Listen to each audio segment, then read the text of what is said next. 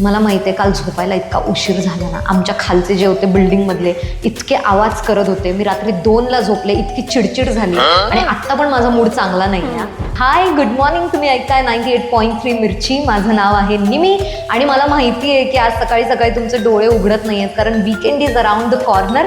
पण मी तुम्हाला सांगते की जर डोळे नसतील उघडलेले ना तर जरासं मस्त मस्त कॉफी नाही तर चहा घ्या आणि त्याच्यासोबत ना न्यूजपेपर उघडायची गरजच नाही कारण 8 का 3 घेऊन मी आली आहे ना. असा काही फरक वाटतो तुझ्या हस्बंडमध्ये की पहिले जसे हस्बंड होते तसे आता राहिलेले नाहीयेत किंवा आता सपोर्टिव्ह आहेत, नवरा मदत करतोय नाही करते त्याच्यावर भांडणं चालूच राहतात. तर तुझ्या केसमध्ये तुला काय वाटतं? आधीचे नवरे आणि आत्ताचे नवरे डेफिनेटली फरक आहे. पण मी हे नाही म्हणणार की आता सगळंच बदललंय. असं नाहीये की सगळेच नवरे चांगले झालेत किंवा सगळेच वाईट पण आहेत. आणि काही केसेस आपण बघतो की ज्यांच्याकडे बघून वाटतं की ह्याच्यासारखं मला पण पाहिजे. महिला दिन जवळ आला की आपल्याला आपल्या आईचं स्ट्रगल, मग त्यानंतर बहीण, मग गर्लफ्रेंड, बायको हे सगळेजण आठवतात. पण फक्त स्टेटस ठेवणं इतकाच महिला दिन असतो का? त्याच्याबरोबरच त्या महिलेच्या मागचं खरं स्ट्रगल काय असतं किंवा कोणता त्रास तिनं इतक्या वर्ष सहन करून ती या लेवलपर्यंत पोहोचलेली आहे की तिचं नाव जे आहे ते आता सगळ्या जगात गाजतंय. तर आता ह्याच महिला दिनाच्या दिवशी आपल्यासोबत स्पेशल गेस्ट आहे तर रेडिओ मिरचीच्या RJ निमी. नमस्कार मॅडम. हाय, कशा आहात तुम्ही? मी छान आहे. तुम्ही सो आज वुमेन्स डे स्पेशल तुम्ही आमच्या गेस्ट आहे. Thank you so much. आणि खूप छान स्टुडिओ आहे तुमचा. थँक्यू. तर आता वुमेन्स डे आहे तर ॲज अ वुमेन तुम्हाला काय वाटतं की जी जर्नी असते ओव्हरऑल स्टार्ट टू एंड, तर ह्या सगळ्या जर्नीमध्ये कोणते वेगळे स्ट्रगल्स आहेत ॲज अ वुमेन तुम्हाला फेस करावं लागलेत?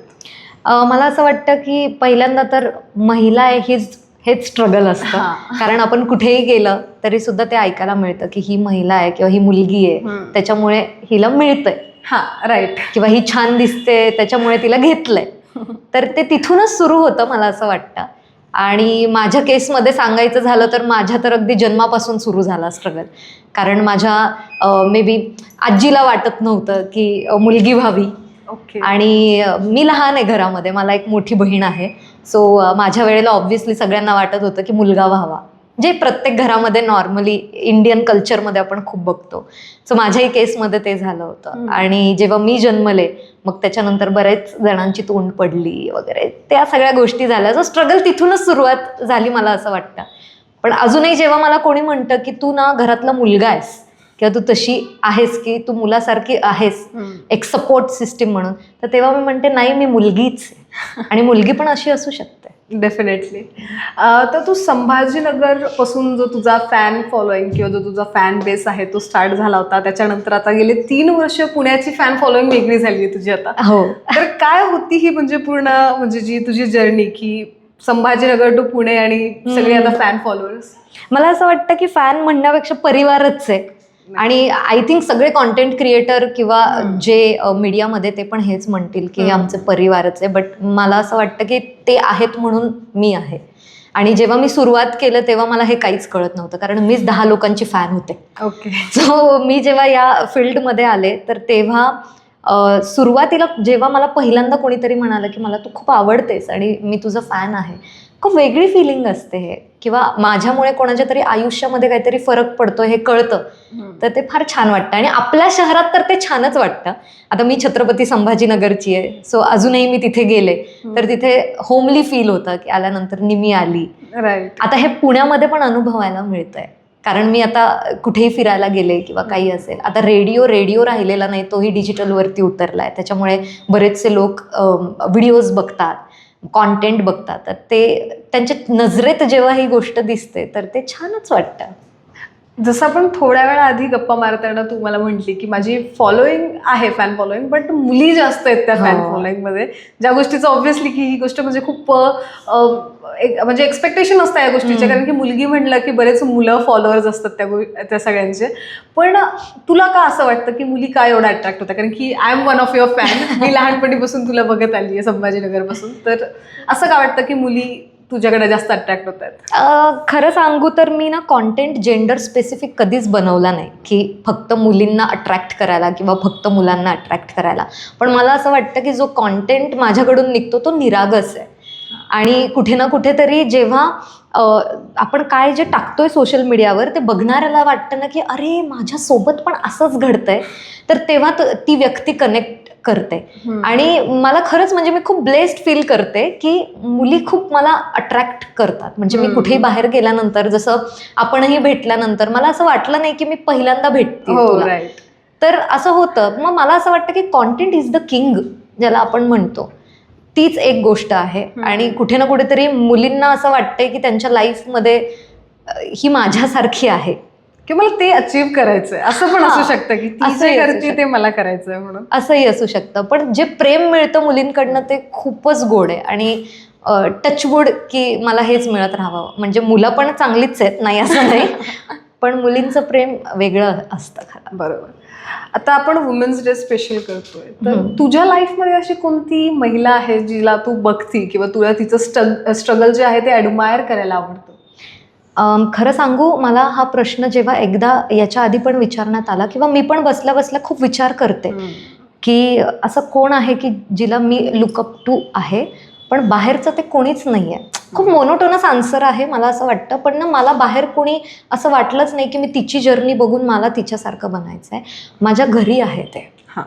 माझी बहीण आणि माझी आई हे दोन्ही व्यक्ती अशा आहेत की ज्यांचं स्ट्रगल मी खूप पाहिलेलं पण आहे जवळून.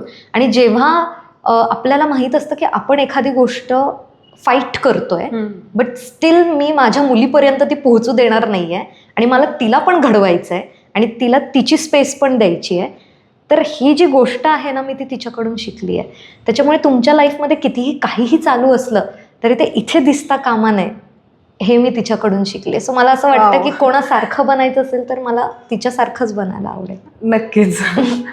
आता जसं आपण म्हणतोय की जनरेशन खूप चेंज झालेली आहे बऱ्याच गोष्टी, आणि तू रिसेंटली आता लग्न केलेलं आहे. सो असा काही फरक वाटतो तुझ्या हस्बंडमध्ये की पहिले जसे हस्बंड होते तसे आता राहिलेले नाहीयेत किंवा आता सपोर्टिव्ह आहेत? कारण की ह्या गोष्टीची अजून पण खूप कॉन्ट्रोवर्सी असते की नवरा मदत करतोय नाही करते, याच्यावर भांडणं चालूच राहतात. तर तुझ्या केसमध्ये तुला काय वाटतं? माझ्या केसमध्ये मी खूप लकी आहे. आणि कंपॅरिझन करायचं झालं जसं तू म्हणालीस की आधीचे नवरे आणि आत्ताचे नवरे, डेफिनेटली फरक आहे. पण मी हे नाही म्हणणार की आता सगळंच बदललंय. कारण ज्या पद्धतीच्या केसेस अजूनही आपल्या इवन पुण्यामध्येही समोर येतात, असं नाहीये की सगळेच नवरे चांगले झालेत किंवा सगळेच वाईट पण आहेत. कारण काही केसेस आपण आत्ता रिसेंटली हुंडाबळीचे पण बघितलेत. आणि काही केसेस आपण बघतो की ज्यांच्याकडे बघून वाटतं की ह्याच्यासारखं मला पण पाहिजे. अगदी स्मृती मंदानाची पण केस झाली आहे. सो मला असं वाटतं की मी त्या बाबतीत लकी आहे. आम्ही दोघं आधीपासून ओळखत होतो एकमेकांना. आम्ही एका शहरातून होतो आणि मला असं वाटतं कुठल्याही नात्याचं जर फाउंडेशन मैत्री असेल तर काही वाईट होऊ शकत नाही. आणि मला असं वाटतं की नातं चालवायला ना, हे मी खूपदा ऐकलं की फक्त नवरा बायकोंनी एकमेकांना समजून घेणं गरजेचं आहे, पण इंडियन कल्चरमध्ये तसं नाही आहे अजून तरी. त्याच्यासाठी म्हणजे आपल्या कल्चरमध्ये आई वडील काका मामा आत्या मावशी बहीण भाऊ हे सगळे इन्व्हॉल्व्ह असतात. राईट. आणि कितीही सपोर्टिव्ह तुमचा नवरा असला, जर ती फॅमिली इतकी सपोर्टिव्ह नसेल तर कुठे ना कुठेतरी काही वर्षानंतर, सुरुवातीला छान असतं पण काही वर्षानंतर मे बी काही बदल तुमच्या नात्यात घडू शकतो. कारण इन्फ्लुएन्स करणारे आपल्याकडे खूप आहेत इंडियन कल्चरमध्ये. सो नवरा टचवूड खूप छान आहे. माझ्यासाठी तो पुण्यात शिफ्ट झालेला आहे.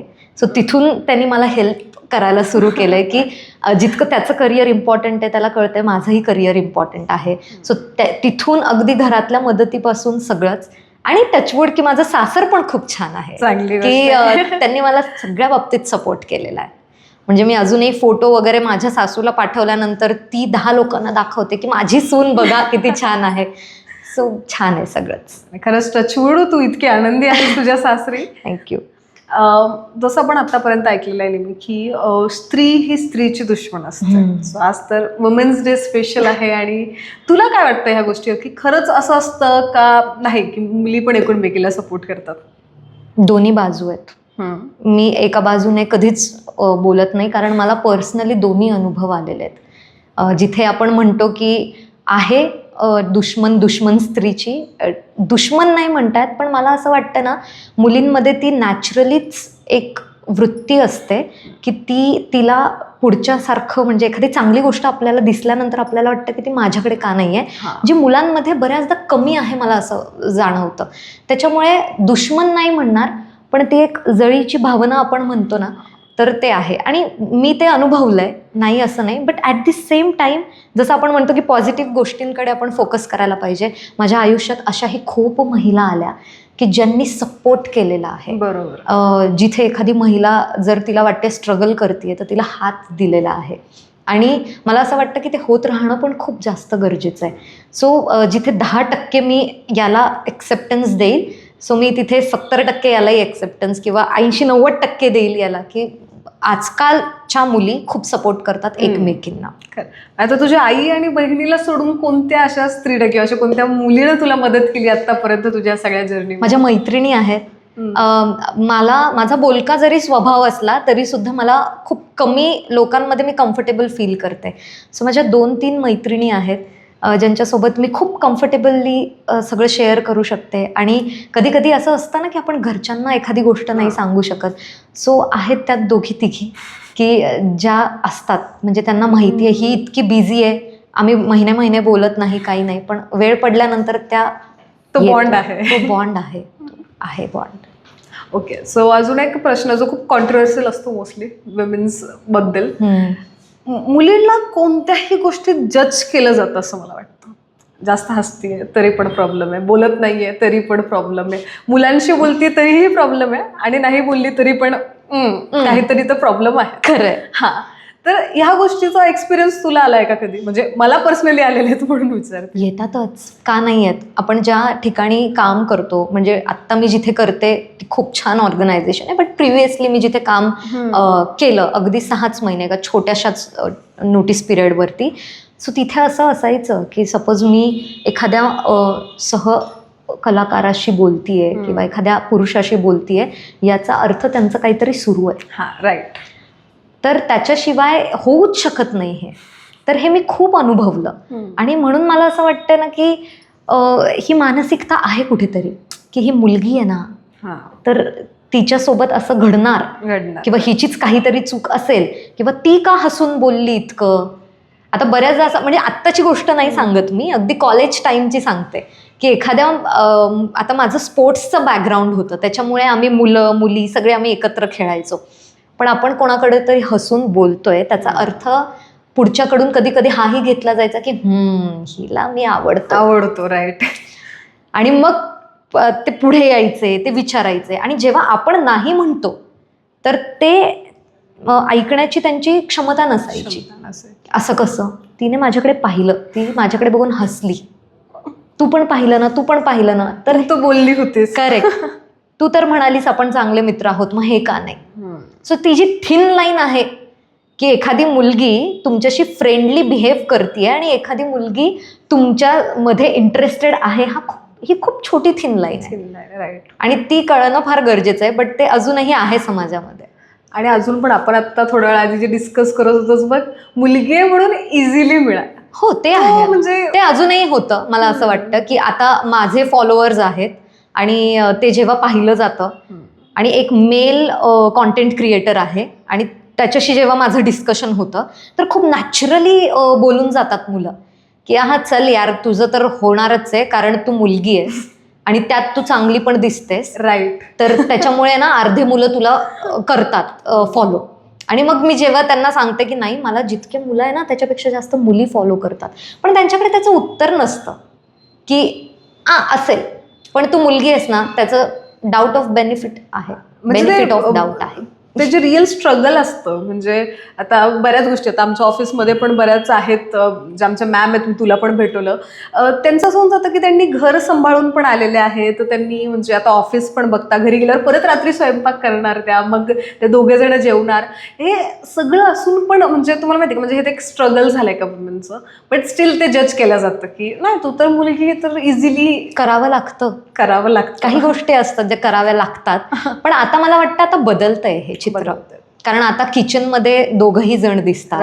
आता जर मूल असेल तर सांभाळणारे पण 2ही जण आहेत. म्हणजे माझ्याच फ्रेंड सर्कलमध्ये असे कित्येक लोक आहेत की ज्यांनी रिलोकेट केलंय हा. कारण त्यांच्या बायकोचं वर्किंग कुठेतरी दुसरीकडे आहे. दुसरीकडे. आता त्यांना बाळ झालंय आणि ते बाळ छोटं आहे म्हणून पुरुषाने वर्क फ्रॉम होम घेतलेलं आहे आणि स्त्री कामावरती जाते. नाही. आणि हे खूप छान चित्र आहे. म्हणजे मला असं वाटतं की हे आधी का नव्हतं, आपल्या आईच्या काळात हे नव्हतं, आपल्या आजीच्या काळात नव्हतं. त्यांच्या स्टोरीज ऐकून किंवा काय होतं ना की आता त्यांनी ते पाहिलेलं आहे, त्याच्यामुळे आपल्या लग्नाच्या वेळेला कुठे ना कुठेतरी ती भीती आहे. त्यांनी कॅरी फॉरवर्ड आपल्याकडे पण केली आहे की तुला नाही माहीत हे ना 2 दिवसाचं आहे, हे आत्ता नंतर विसरून जाते. नंतर ते काही मदत नाही करत. नवरा शेवटी नवराच असतो. तर हे जे चालत आलेलं आहे ना, तर ते आत्ताच्या पिढीने कुठेतरी त्याला कात्री लावलेली आहे. बरोबर. आणि छान वाटतंय म्हणजे आत्ता हे बघून दोघातलं नातं की नवरा बायको नंतर पहिले आपण एक पार्टनर आहोत आणि पार्टनरशिप तेव्हाच वर्क होते जेव्हा 50-50 असतं. आता म्हणजे तुझा वर्किंग एक्सपिरियन्स खूप जास्त आहे माझ्यापेक्षा, सो लेट मी क्लिअर माय डाऊट्स. आता जनरली तुला पण असं होतं का की आता म्हणजे महिला आहे तर खूप हार्मोनल इम्बॅलन्स असतात, मग पिरियड्स आहेत, मग तुमचे वर्किंग आवर्स आहेत एवढे लॉंग, मग त्यानंतर घरी गेल्यावर चिडचिड होती घरच्यांवर, मग ह्या सगळ्या गोष्टी कशा मॅनेज केल्या जातात? मी करते चिडचिड. लोक तर मला बघून म्हणतात तुझ्या नाकावर तीळ आहे ना म्हणून तू खूप चिडचिड करतेस ऑलरेडी. आणि थोडा आहे माझा रागीट स्वभाव आणि मूड स्विंग्स जर त्याच्यात आले मग तर खूप जास्त आहे. परत माझं कसं आहे, मी मूडी प्रकरण आहे, त्याच्यामुळे मला घटक्यात छान वाटतं, मला घटक्यात सॅड वाटतं, मला घटक्यात राग येतो आणि घरच्यांनी हे मूड्स खूप पाहिलेत. पण मला असं वाटतं की घरचे जे काय आपल्याला सांभाळतात आयुष्यात ते कोणीच सांभाळू शकत नाही. बट माझ्या हिशोबाने हे जे मूड्स आहेत ना तुम्ही ते एक्सेप्ट केले पाहिजे. म्हणजे मोस्टली असं होऊन जातं ना की लोक असे म्हणतात किंवा स्वतःला सेल्फ डाऊट येऊन जातो की मी काहीतरी चुकीचं करतेय का माझ्याच बिहेवियरमध्ये काहीतरी प्रॉब्लेम्स आहेत. बट मला तरी वाटतं की म्हणजे एका स्त्रीची बॉडी इतक्या सगळ्या गोष्टी म्हणजे जाते तर मग ते ऍक्च्युली घरचं एखाद्या वेळेला करतीलही मॅनेज. हा प्रॉब्लेम आपल्याला ना वर्किंग प्लेसमध्ये बघायला मिळतो. कारण आपल्या बॉसला या गोष्टी आपण एक्सप्लेन करून दर महिन्याला जाऊन नाही सांगू शकत की अरे बॉस आता मी पिरियडवर आहे आणि मला आता 4 दिवस ना तू सांभाळून घे, आपण नाही सांगू शकत. बरोबर. सो त्याच्यामुळे काय होतं ना की ज्या फील्डमध्ये रादर तुम्ही आहात किंवा मी आहे तर तिथे असं होतं की आपल्याला ऑल द टाइम आहे ना एनर्जेटिक राहावं लागतं. आणि ते कधी आपण नसू तर ते का नाही आहे याचं काही एक्सप्लेनेशन नाही आहे आपल्याकडे. सो मला रोज सकाळी उठून 8 वाजता त्याच एन्थुझियाझमने माईकवरती गुड मॉर्निंग म्हणावंच लागतं. मी एखाद्या दिवशी हे नाही म्हणू शकत की हाय गुड मॉर्निंग आणि आज माझं मूड नाही आहे बोलायचा नाही. कारण मला माहिती आहे की पुढचा त्या रेडिओच्या पलीकडे मला जे लोक ऐकतायत तर त्यांचाही कुठे ना कुठेतरी मूड खराब असणार आहे. आणि मी माझा खराब मूड त्यांच्यावरती का टाकायचा, किंवा तो खूप चांगल्या मूडमध्ये आणि इथे मी म्हणते की मला बोर होतंय. पण तुला माहितीये मी हे करते. मी करते कारण ज्या दिवशी मला छान नाही वाटत ना, ज्या वेळेला तुम्ही खरे नसता तुमच्या प्रोफेशनशी आणि तुम्हाला जी लोक ऐकतायत त्यांच्याशी, ते रोबो नाही आहेत. राईट. ती पण माणसं आहेत. आणि कुठलाच माणूस असा नाहीये, रादर आज रूममध्ये बसलेलं पण कोणी असं नाही की ज्यांना मूड स्विंग्स होत नाही. आणि मी रोजच येऊन म्हणते की कोणी विचारलं तर मी खूप हॅपी आहे. एका वेळेनंतर तुम्ही म्हणाल ही फेक आहे. बरोबर. कारण मला जेव्हा प्रॉब्लेम होतो ना मी बोलते. तुम्हाला माहिती आहे काल झोपायला इतका उशीर झाला ना, आमच्या खालचे जे होते बिल्डिंगमधले इतके आवाज करत होते, मी रात्री 2ला झोपले, इतकी चिडचिड झाली आणि आत्ता पण माझा मूड चांगला नाही आहे. पण ठीक आहे आता आपण ना काही गाणी ऐकूयात. तुमचा मूड छान असेल ना तर तुम्ही माझा करा. ट्रस्ट मी, जेव्हा तुम्ही इतकं रिअलिस्टिक राहता मला मेसेजेस येतात की अगं काय झालं सोड ना. तुला सांगते एके दिवशी मला ब्रेकफास्ट पाठवला माझ्या एका लिस्नरने की चल तू ना डोसा खाऊन घे आज आणि मूड ठीक कर म्हणून. सो त्याच्यामुळे तुम्ही जितकं खरं राहाल.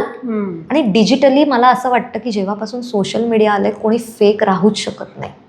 ट्रू. किती टाइम पर्यंत फेक राहणार तुम्ही? जे आपण रोज उठून जे बघतो ना की यार हिची लाईफ किती परफेक्ट दिसतीये आणि हे तर रोजच फिरतायत, ते लोक कामावर जाणारे रील्स कधीच टाकत नाही. दॅट डझंट मीन की ते कामावर जात नाहीये. दॅट डझंट मीन की त्यांच्यात भांडणं होत नाहीये, त्यांच्या घरी त्यांची आई त्यांना ओरडत नाहीये की आज मूड नव्हता तरी त्यांना स्वयंपाक करावा लागतोय, नवऱ्याशी भांडणं झालेली नाहीये. सो इट्स ऑल अबाउट किती खरे आहात तुम्ही. स्वतः जी आरजे निम्मी आम्हाला रेडिओ मिरचीवर दिसते आणि जी निम्मी आता आमच्या समोर बसलेली आहे किंवा जी रिअल लाईफमध्ये, यात काय फरक आहे तुला वाटतं? मी रेडिओवर फार चिडचिड करत नाही, मी घरी खूप चिडचिड करते. ओके. आणि मी रेडिओवर माझे तेवढे मुडी गोष्टी दाखवत नाही जेवढे मी घरी दाखवते. आणि ॲक्च्युली मला असं वाटतं की या 2 गोष्टी सोडल्या ना तर मी जशी आहे तशी आहे. बाकी पूर्ण मी ट्रान्सफरंट. तशीच्या तशी आहे. म्हणजे मला तुम्ही रेडिओवर बघा, तुम्ही माझे रील्स बघा आणि तुम्ही मला इन पर्सन, आता तुम्ही मला भेटलेला आहात हो. आणि तुम्ही मला रेडिओवर पण ऐकलंय, तुम्ही माझे व्हिडिओज पण पाहिले. तुम्हाला वाटतं का की काही फरक असेल? नाहीये. कारण मला असं वाटतं ना की आपण कोणाला तरी अडमायर करत असतो खूप जास्त. आणि सपोज फॉर एक्झाम्पल मला एखादं ऍक्टर आवडतंय आणि मी त्याच्याकडे जातीये कारण मी लहानपणापासून पाहिलेलं आहे किंवा मी पहिली भेट आहे माझी त्या व्यक्तीबरोबर आणि मी जाऊन भेटतीये. आता मी त्याला ऑन स्क्रीन बघितलंय म्हणून मला माहिती ती किती छान आहे, ती किती गोड आहे. आणि मी भेटल्यानंतर जर तिने मला ॲटिट्यूड दिला, टँट्रम्स दिले, तर मी घरी घेऊन येताना मी तिचे ते 10 फिल्म्स नाही घरी घेऊन येणार. बरोबर. मी ही गोष्ट घरी घेऊन येईल की ती फक्त ना कॅमेरा समोरच चांगली आहे आणि इन पर्सन इतकी रूढ आहे ती. बरोबर आहे. सो मला असं वाटतं त्याची काही गरजही नाही आहे. तुम्ही माणूस म्हणून जसे आहात तसेच दाखवलं तर बेस्ट आहे. कारण दुसऱ्याच दिवशी सोशल मीडियावर खाली कॉमेंट येईल, काल मी हिला भेटलो आणि इतकी रूढ होती. हे तर खरंच आहे. सो आता हे आपलं वुमेन्स डे स्पेशल चालू आहे आणि तुझ्याकडून जे तुझे आता यंग फॉलोअर्स आहेत किंवा ज्या मुली आहेत त्यांना काय मेसेज असणार आहे? किंवा बऱ्याचशा तुझ्याकडे जशी मी बघत होते की मला पण आरजे बनायचं आहे नेहमीसारखं, तर तशा वेमध्ये तुला काय वाटतंय, म्हणजे की त्यांना काय सांगावं किंवा काय गाईड करावं? मला असं वाटतं की मी अजून तेवढी अनुभवी नाही झाली आहे की मी अगदी तुम्हाला उपदेशाचे डोस पाजू, पण मी फुकटचे सल्ले देते, मी सोशल मीडियावर पण देते. सो आय थिंक एक छोटासा फुकटचा सल्ला आहे की कोणी काय म्हणतंय आणि तुमच्याकडनं काय होणार आहे, काय नाही होणार आहे, कारण सांगायला बसणारे खूप लोक आहेत. म्हणजे आज जर मी 10 लोकांना भेटले तर मला 10 मधले 5 जण म्हणतील की निम्मी तू कशाला पंजाबी ड्रेस घातलायस, तू इतके ट्रेंडी अँड रेडिओत काम करते, तू ना 1 पीस अँड शॉर्ट्स घालायला पाहिजे. दुसरं मला म्हणेल की नाही ग आपलं कल्चर आहे, तू पंजाबीच घालायला पाहिजे. तिसरं म्हणेल की अगं तू ॲक्टर आहेस किंवा तू रेडिओ जॉकी आहेस ना, तू सर्टन वेमध्ये बोलायला पाहिजे, बसायला. 10 डोकी 10 तोंड आहेत, सगळ्यांचं ऐकण्याची गरज नाही आहे. आणि मुलींना तर मला असं वाटतं प्रत्येक गोष्टीवरती बोललं जातं. घरच्यांपासून सुरुवात होते, कारण त्यांना माहीत असतं की ही मोठी होणार, हिचं लग्न होणार, हिला दुसऱ्यांच्या घरी जायचं आहे, तिथे लोक काय म्हणतील, की आईने हे शिकवून पाठवलं का. बरोबर. माझ्या केसमध्ये झालं, मला स्वयंपाक येत नाही, मला काहीच येत नाही, कारण मी घरात लहान असल्यामुळे कधी मला किचनमध्ये जावं पण नाही लागलं. जितकं काम आई मला सांगायची ते पण माझी बहीण म्हणायची की बसू दे तिला, मी करते. सो मी कधी गेले नाही. पण मग मला हे ऐकण्यात यायचं तरी पण की सासू काय म्हणेल, नवरा काय म्हणेल. जेव्हा आपण त्या पाण्यात पडतो ना, आपण ऑटोमॅटिकली पोहायला शिकतो आणि प्रत्येकाचे अनुभव एकसारखे नसतात. म्हणून मी आज जर तुला म्हणाले की नाही तू ना आरजे बन, आणि तू जर आरजे बनलीस तुझे अनुभव वेगळे असतील. बरोबर. आज मी म्हणते की मला खूप मजा येते, तू म्हणशील की कदाचित नाही येते मजा. सो त्याच्यामुळे 100 लोक तुम्हाला 1000 गोष्टी सांगतील, तुम्हाला काय वाटतंय. जर तुम्हाला घरचे म्हणतात डॉक्टर बन आणि तुला वाटतंय की नाही यार मी तर स्पोर्ट्स पर्सन बनायला पाहिजे, मी तर खेळते फार छान, फक्त घरचे म्हणतात डॉक्टर बनली आहेस, उद्या जाऊन बोर होणार आहे. आणि बॅक ऑफ द माइंड ती गोष्ट राहील की काश. सो काशवरती कधीच जगू नका. फेल व्हायचंय, फेल होऊ द्या. नाही झालो का, 100दा झालोय. मी तर आरजे झाल्यानंतर तुला सांगते, मी पहिल्या आठवड्यामध्ये सोडायचा विचार केला होता. कारण मला असं झालं होतं की मला नाही जमणार आहे आणि मला खूप बुली करण्यात आलं, कारण मी खूप कमी वयाची होते. मी 18 वर्षाची असताना आरजे झाले आणि माझ्यासोबत जे होते ते खूप मोठे मोठे होते. सो ते मला बसता उठता सांगायचे की हे असं नाही, हे असंच झालं पाहिजे, तू अशी नाही अशीच बोलली पाहिजे, तुला काहीच नाही जमत. तर ते खूप झालं, भाषेपासून सगळ्या गोष्टींवरती. तू कशा पद्धतीचे कपडे घालतीयस, तू कशा पद्धतीने बसतीयस, तू काय कर. आणि ज्या गोष्टींवरती मला कॉन्फिडन्स होता की जी गोष्ट मी छान करू शकते, 10 लोकांचं ऐकल्यामुळे आहे ना तुमचा कॉन्फिडन्स लूज व्हायला लागतो. जी गोष्ट तुला छान येते ना ते सुद्धा तुला एका वेळेनंतर वाटायला लागतं की नाही यार, डाऊट येतो, मी कदाचित हे छान नाही करत आहे. अँड ट्रस्ट मी, खूप चांगल्या चांगल्या गोष्टी मागे पडतात त्याच्यामुळे जे वाटतं ते करा. घरचे काय म्हणतात, मी तेच सांगते परत, घरच्यांचं पण ऐकू नका. घरचे काय म्हणतात, कारण उद्या जाऊन तुम्ही सक्सेसफुल झाले ना, हेच घरचे असतात, हेच नातेवाईक असतात जे म्हणतात की ती माझी भाची आहे, ती माझी मेहुणी आहे. खरं आहे. आता ह्या वुमन्स डेला आपण काहीतरी वेगळं करू, की आपण दरवेळेस जे आहे ते एका म्हणजे महिलेला तुझ्याकडून टिप दिल्या जाईल, मी असं नाही म्हणणार. ह्यावेळेस तू पुरुषांना काय टिप देणार आहेस, की तुमची जी गर्लफ्रेंड आहे, बायको आहे, मुलगी आहे, तिला तुम्ही कोणत्या वेनं म्हणजे सांभाळून घेतलं पाहिजे? ती जशी आहे तशी एक्सेप्ट करा, आणि जर का नसेल करता येत ना, तर त्या स्त्रीच्या आयुष्यामध्ये जाऊच नका. कारण बऱ्याचदा असं होतं, प्रत्येकाचं, मलाही वाटतं की माझ्या पार्टनरने या गोष्टी बदलायला पाहिजेत किंवा माझ्या वडिलांनी असं सर्टन वागायला पाहिजे, पण आपण जाऊन त्यांना सांगत नाही. जबरदस्ती नाही करू शकत. जबरदस्ती नका करू. आणि बी सपोर्टिव्ह. जर तुम्हाला वाटतंय ना की तुमच्या आयुष्यातल्या कुठल्याही स्त्रीने, बहीण, आई, मैत्रीण, गर्लफ्रेंड, बायको, कोणीही असो, फक्त तिच्यासाठी आहे ना तुम्ही रेडी राहा की भाई तू कर ले, हम है. आणि बघा मग तुमच्या प्रत्येकाच्या घरामध्ये एक सेलिब्रिटी, एक त्या हुद्द्यावरती ती स्त्री जाईल की जिथपर्यंत आपण आत्तापर्यंत विचार पण केलेला नव्हता. आणि कदाचित तुम्ही पण इथे असाल. नक्कीच. आता बट निम्मी आता एंड करायच्या आधी तुझ्या जो रेडिओ मिर्चीचा सकाळचा स्टार्ट असतो मला ते एकदा ऐकायचं आहे, आणि मग आपण एंड करूया. सो सकाळचा शो बेसिकली न्यूजपेपरचं पहिलं पान किंवा न्यूज चॅनलची हेडलाईन जशी असते तशी असते. आणि माझ्या शोची सुरुवात मी 8 का 3 या सेगमेंटने करते. सो 8 का 3 म्हणजे काय, माझा शो 8 वाजता सुरू होतो आणि महत्त्वाच्या 3 घडामोडी आजच्या. सो माझी सुरुवात तीच होते की हाय, गुड मॉर्निंग, तुम्ही ऐकताय 98.3 मिर्ची, माझं नाव आहे निमी. आणि मला माहिती आहे की आज सकाळी सकाळी तुमचे डोळे उघडत नाही आहेत, कारण weekend is around the corner. पण मी तुम्हाला सांगते की जर डोळे नसतील उघडलेले ना, तर जरासं मस्त मस्त कॉफी नाही तर चहा घ्या, आणि त्याच्यासोबत ना न्यूजपेपर उघडायची गरजच नाही, कारण 8 का 3 घेऊन मी आली आहे ना. वाव, अशी सुरुवात होते माझी. आणि मग 3 महत्त्वाच्या घडामोडी मी सांगते, आणि मग त्याच्यानंतर मी सांगते की जर तुम्ही उठलेले असाल तर मग गुड मॉर्निंग कुठे आहे तुमचा, पाठवा एक मेसेज. आणि लगेचच मेसेजेस यायला सुरुवात होते. Wow, really nice talking to you Nimi, and happy women's day. Thank you Mridula. आणि खूप छान वाटलं मला इथे येऊन. आणि मला असं वाटतं की जे तू काम करतेस ते पण खूप छान आणि सो मच. अवघड आहे, कारण जे आम्ही आत्ता बॅकएंडला बोलत होतो, रोज 3, 4, 5 जितक्या जास्त होतील ती बातम्या आणते आणि इथे यायचं, सगळं करायचं. सो खूप खूप छान करतेस तू. Real you know. आणि इंटरव्ह्यू पण खूप छान झाला आपला. मी Thank you खूप so एन्जॉय much. केला. Thank you Thank so you. Much. आणि महिला दिनाच्या तुला पण खूप खूप शुभेच्छा. Thank you so much. आता आपण पाहिलं जसं आपल्यासोबत आरची निम्मी होती, आणि आमच्यासोबत आमच्या दोघींकडूनही तुम्हाला पण महिला दिनाच्या खूप खूप खूप शुभेच्छा. तुमच्या आयुष्यातल्या प्रत्येक महिलेला असाच सपोर्ट करत राहा, म्हणजे जसं निम्मी म्हणाली की तुमच्या पण फॅमिलीमध्ये एक तरी सेलिब्रिटी राहील. आणि त्याबरोबरच पाहता न्यूज डॉट्स. मी मृदुला नारळे.